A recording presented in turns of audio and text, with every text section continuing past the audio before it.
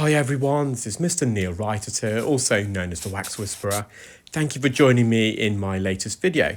This is of a patient who attended with a grade 2 stroke grade 3 keratosis obturans, and I'll explain what keratosis obturans is and the different grades for that condition. Before I do, I'll just give you a bit of a back history with this particular patient. They previously attended in 2008, so it's been around 4 years. And on that particular occasion, I diagnosed the patient with keratosis obturans, and I recommended they come, if not in a yearly basis, but at least every 2 years to have their ears cleaned, because it was very apparent that this keratosis obturans that they suffer from was going to redevelop, and you'll see why that is the case. After I remove this keratosis obturans, you'll see their ear anatomy, and it will give you an indication of as to why this patient's going to have their ears cleaned on a regular basis. Now, what complicated this particular case was not only their keratosis obturans, but they also were suffering from otitis externa at the entrance of the ear canal, which caused the entrance of the ear to be quite inflamed and narrow. So it's very difficult to get access with inside their ear canal as a result. So let's explain what keratosis obturans is. Keratosis obturans can be easily mistaken for earwax. So when you're examining this, you may well think it's earwax, but this is not actually earwax. This is dead skin. So our ear canals and the outermost membrane of our eardrum, so the eardrum is actually made up of 3 membranes. The innermost membrane, which lines the middle ear, is a mucosal layer. So that's the same skin that lines the inside of your nose, for example. So it can be moist and it can secrete fluids. The middle membrane of the eardrum is a fibrous layer with connective tissue. That's what gives the eardrum its strength and its rigidity, really. And the outermost membrane, which is facing towards us, so towards the entrance, is made up of a very thin layer of skin, which is less than 0.1 millimeters in thickness, and it's called an epithelial layer of skin. So the epithelial skin is the outermost layer of your skin. So our ears over millennia have evolved to naturally shed itself of the dead skin. So like with any other skin in our body, that skin dies and it's replaced by new skin, and that dead skin then sheds. So if you've got dead skin on your scalp or on your forearm, for example, this skin, as it dies and sheds, it will just fall on the floor through friction. So when you're showering or bathing, or when you're even putting your clothes on, for example, that friction against the clothing and your body will remove this dead skin. And also gravity. So gravity will force the skin to just fall to the ground. Our ears are a bit different, however, because it's a cylindrical tube that's horizontal, so gravity won't remove the skin because it'll just fall in the ear.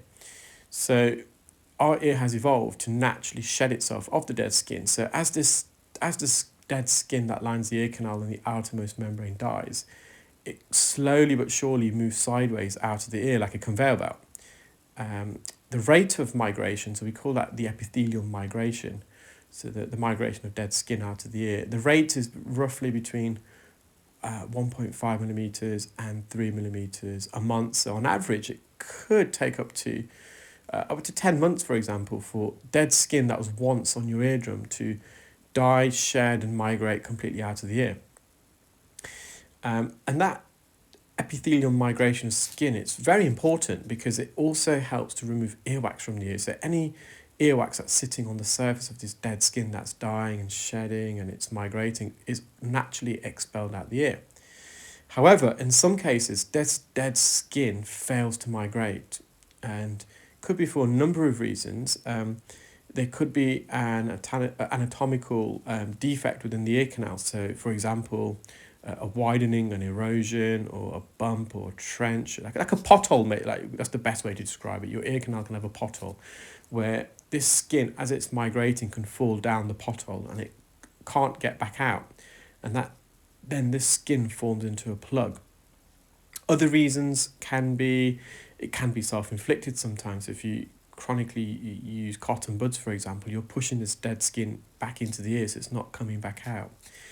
In any case, when you've got a collection of dead skin in the ear, it can form into a plug like it has in this particular patient. And this skin plug can enlarge because you've got another layer of dead skin that was once lining the ear canal that's died, and it's shedded and it's coated the plug, and then so on and so forth. So this skin plug can multiply and it can grow.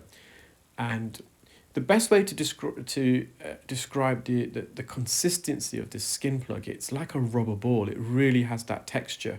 So right now, for example, I've got this Jobson horn. I'm putting so much force trying to pull this out, but it is like a rubber ball. It's very springy. It's got a lot of kinetic energy, and that's because this skin, you will see it in the still images at the end. You may have seen it. You probably see it right now on screen, and you would have seen it on the thumbnail. Dead skin, it coils and rolls and folds upon itself, and that creates a lot of kinetic energy. So when you're trying to detach this skin plug from the canal wall, for example, it almost wants to, as soon as you lift it off the canal, it wants to snap back in position because it's got that much kinetic energy. It's almost like a trap door. You open the door, and as soon as you let go, it just shuts again very quickly. Now, Keratosis obturans, this skin plug can get bigger and bigger, and the longer it's in the ear and the bigger it gets, the more damage it can cause. And with Keratosis obturans, it's got a grading system. There's grade 1 to grade 4. So grade 1 is the mildest form of Keratosis obturans, whereas grade 4 is the most severe form of Keratosis obturans. Now, a common landmark for anyone who's suffering from Keratosis obturans is ear pain.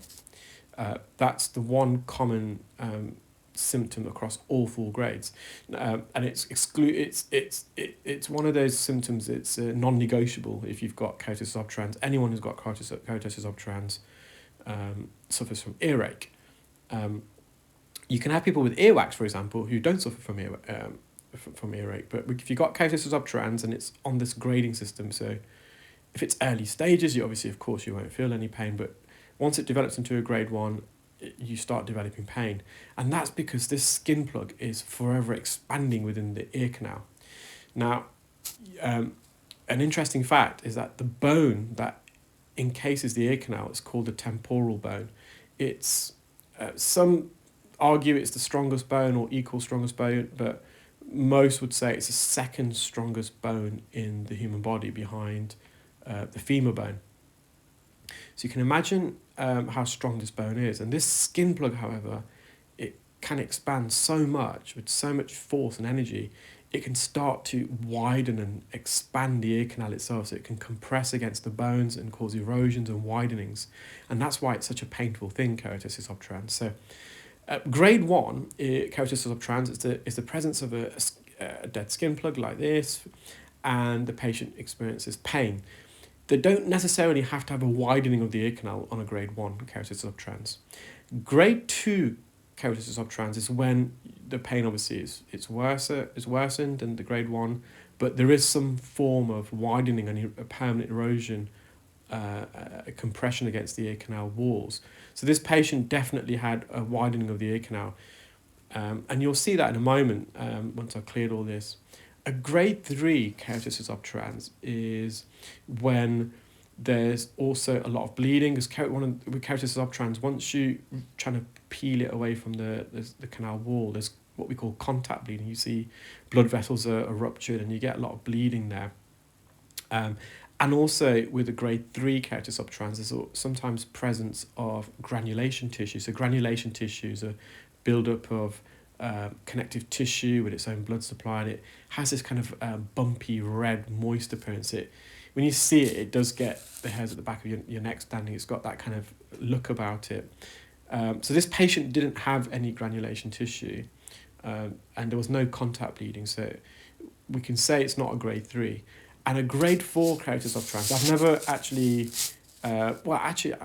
my memories, I'm correcting myself. I have seen one client with a grade 4, and a grade 4 Keratosis obturans is when this widening of the ear canal caused by the forever development and kind of enlargement of the skin plug becomes so severe that it widens the ear canal bone so much, is to the point where the temporal bone, so the bone that encases the ear canal, it forms with the mastoid bone, which is a separate bone at the back of your ear. So it widens that much where the ear canal actually merges with the bone at the back of your ear, and you can imagine just how painful that is.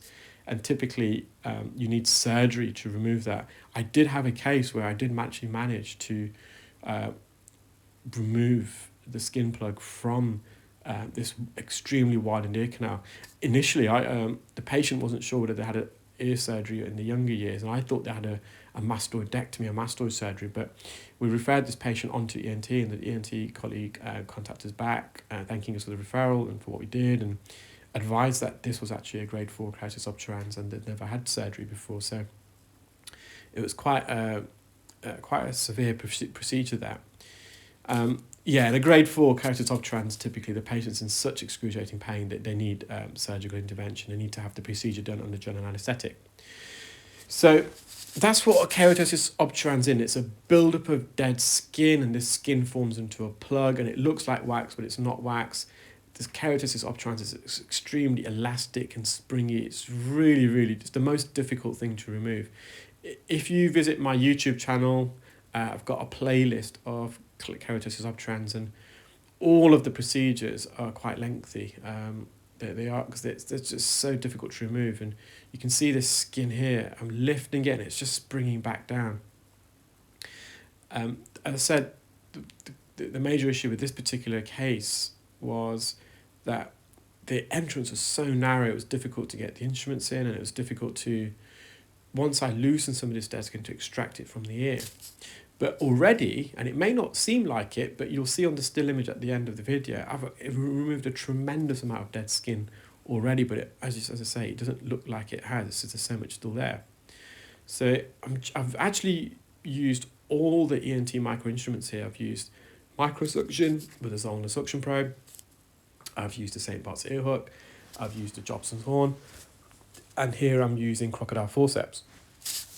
Now, forceps are not always great with dead skin, because as you can see, the forceps kind of cuts into this dead skin, and it's not sort of extracting it, it's cutting into it. However, that can be still quite useful, because you're actually using forceps like some scissors, and they're cutting this dead skin into little pieces for me to then use a hook or suction probe to remove. So although ideally I would like to grip onto this and just remove it in one go with forceps, because of the consistency, it's not. Now, sometimes this keratosis obturans, it can harden and become really dry and crusty. Then forceps are great, because the crusted skin can hold its shape, it's not going to dissect itself, and you can actually pull it out in one big plug. But more often than not, keratosis obturans has got this rubbery consistency. So I just used the Jobson horn there, and I'm just going to the back part of the ear canal. I'm just trying to pull this away from the canal. I'm just trying to separate this plug as much as I can. I'm now going in with the hook, and I'm just trying to dissect this keratosis obturans. I'm using it like a hot knife through butter. I'm just cutting through it, breaking it up to little pieces. And because this plug is part of the ear canal, that's the difference compared to wax. This plug, because the outer layer, the outermost layer of this keratosis obturans is attached to the canal wall, because it's a layer of skin, which makes it far, far more difficult to remove, because we have to separate it from the canal.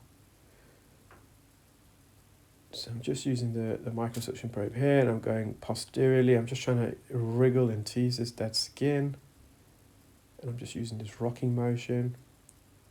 So the diameter of the Zollner suction probe is around 2.2 millimeters, and you can see when I insert it into the ear, there's very little space on either side of it. So the ear canal is probably about 2.5 millimeters in width. So I've just gone back in with the forceps. I'm just using the bottom jaw here just to lift the skin up and away. Slowly but surely we are making good progress. It may not seem like it, but you'll know what I mean when you watch this. When you see the still image at the end, you'll see all this dead skin on this tissue. Again, just using the Jobson horn, I'm just trying to separate this skin. Now, if you look at this Keratosis obturans plug, the skin around the edge, the perimeter, is white in appearance, and that's because that skin has just recently died and shedded.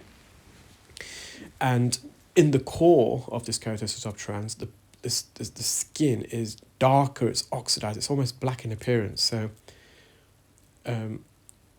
as the longer the skin is in the ear, it oxidizes and it turns into a brown and almost black colour. So again, you can see in the middle it's dark brown, on the outside it's pale white. And eventually if this wasn't removed, that outer layer of skin, the white layer, would slowly but surely be pushed into the middle of the plug by newer layers of skin that have died and shedded, and replacing this outer membrane.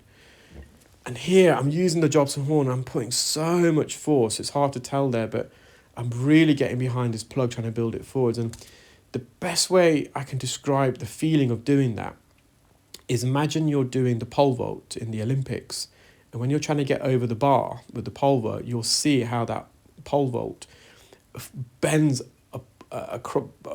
over itself almost, to the point where you think that the athlete on the pole vault is going to fall off because it's going to snap.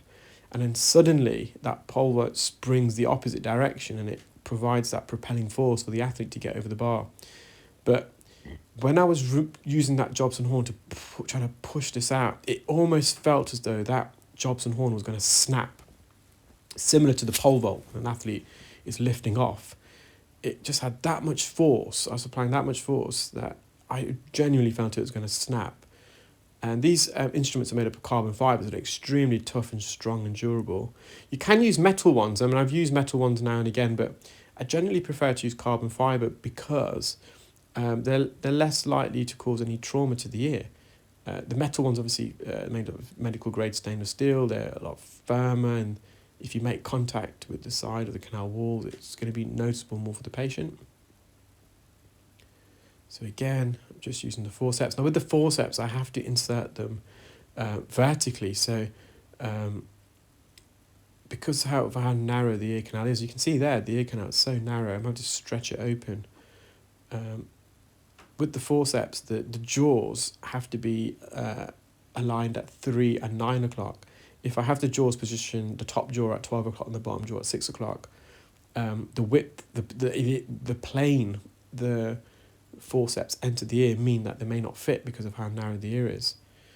So I'm having to rotate them in my hand so that I can glide it and slowly insert it into the ear. So I'm just using the Zollner suction probe to remove this dead skin. You can see this is a bit paler in colour, and it's just got trapped here. I was just trying to bring it forwards, but it wasn't coming anymore. So I've just gone back and I'm just going up and down, and by propelling this skin plug up and down in the manner that I am, we're trying to detach it from the bottom of the ear canal. So again, it's just using the forceps. I've got the jaws aligned at 3 and 9 o'clock, and I managed to get a good grip then. I've pulled this out, and this is the big plug. You can see all that coiled skin there. It's extremely coiled. So I can just see the top of the eardrum there. There's just some dead skin here. And you're going to see now the ear canal, the widening in the mid part of the ear canal. Well, you will in a moment. Now, this patient was actually beginning to become faint, and near the end, there was a bit of skin left there, which I just left because it was quite tough to remove, and the patient was feeling really faint. It was a long procedure, so although it's recorded at 24 minutes, and I haven't edited any other part of the procedure other than when I'm out of the ear, so when the endoscope's not in the ear.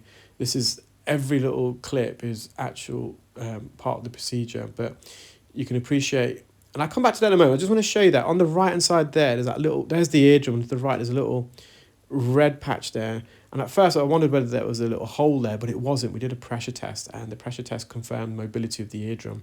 If there was a hole there, this eardrum, it wouldn't be as mobile. We get these traces when we do this pressure test called tympanometry, and we would have got a flat trace if there was a hole, but there wasn't. There was a peak, which means there's no perforation there. This is the part where the ear canal's widened. There's quite a significant widening here, and you can see this skin's already forming, this dead skin. So this, if this was my ear, this skin would be on its way out naturally. It would be self-cleansing itself. But in this patient, it's not. It's getting trapped in this widening. It's quite a big one. Yeah, so I think this piece of skin is really, really tough. And we had to stop in the end. Now, I'm really happy the patient can hear significantly well. And they are aware they did get a bit of a good telling off by their husband, who was in attendance, and who was kept reminding the patient to come back to have this cleaned. But unfortunately, we've been hit with COVID. There's been so much other stuff going on that I can totally understand why people have just put this on the back burner until it caused them a problem. Yeah, and the patient was becoming a bit faint. So although the procedure it clocked in at 24 minutes, the patient's probably there for 30 minutes in total, because for about 6 minutes that obviously I've edited when I'm not in the ear. There were occasions where I had to unblock the suction probe. There were occasions where the patient did suffer from the caloric effect. They were getting a bit dizzy. So we had to pause and wait until they were better. So it was a long procedure for the patient. And it got to the point where they were just feeling a bit lightheaded and faint, and we just stopped. And I was, obviously, we have to do that for the patient. But nonetheless, we were happy with what we've done. We've cleaned this ear, the patient can hear. This skin, although I'm going to remove this piece here, it is just going to go back, unfortunately. So I'm probably saving the patient probably a week, maybe in the long term, by trying to remove all of this. But there's no going away from the fact that this patient will, again, form keratosis obturans. So that plug, if you just look at this, if you remember the size of it, it's about 4 times larger than the entrance of the ear canal because of this widening, because it was filling that widening, and it was, for that reason, quite difficult to extract it. So I'm just trying to peel some of this skin here, but the patient did get a bit faint. Not at this moment, but shortly, and we just decided to leave it. So you can see this pit here, this widening. It's another good view. We're looking down into it. It's like a crater. It's another way I can describe it. They've got a crater here. I mean, actually, there is some granulation tissue there, so you could argue this is potentially a grade 3 keratosis obturans. Just to the right there, at 3 o'clock, that's some granulation tissue. It's like this bumpy, uneven, red, soft protrusions that are moist, and they've got their own blood supply. So that's granulation tissue. So a hallmark of grade 3 keratosis obturans is actually granulation tissue. So there is some there. And they normally say the location of the granulation tissue is at the junction of the cartilage and bony part of the ear canal, which is where that is. So the outer third of the ear canal is made up of cartilage, and the inner 2/3 is made up of bone. And that juncture where that granulation tissue is present is at that particular juncture where the two meet. See, there's some swelling at the top of the ear canal as well because of the compression of the wax plug. So that's the plug. You can see all that white skin. So that was in the outer part. That was lining the ear canal itself. I'm going to flip it over, and that's the inside of the plug. Which, so you can see how dark the skin of the core is. That was more in the core, the middle part of the keratosis obturans. You can see the difference in colour. And that big plug, it's where that alcowipe, that square on the right, top right of screen, that's an alcowipe. And on top of that, you see that skin plug. That's the one I had a close-up image. But all the rest of it was also dead skin that I extracted from the ear. Well, I hope you enjoyed that video, guys. Do take care. Keep well. Speak soon. Bye.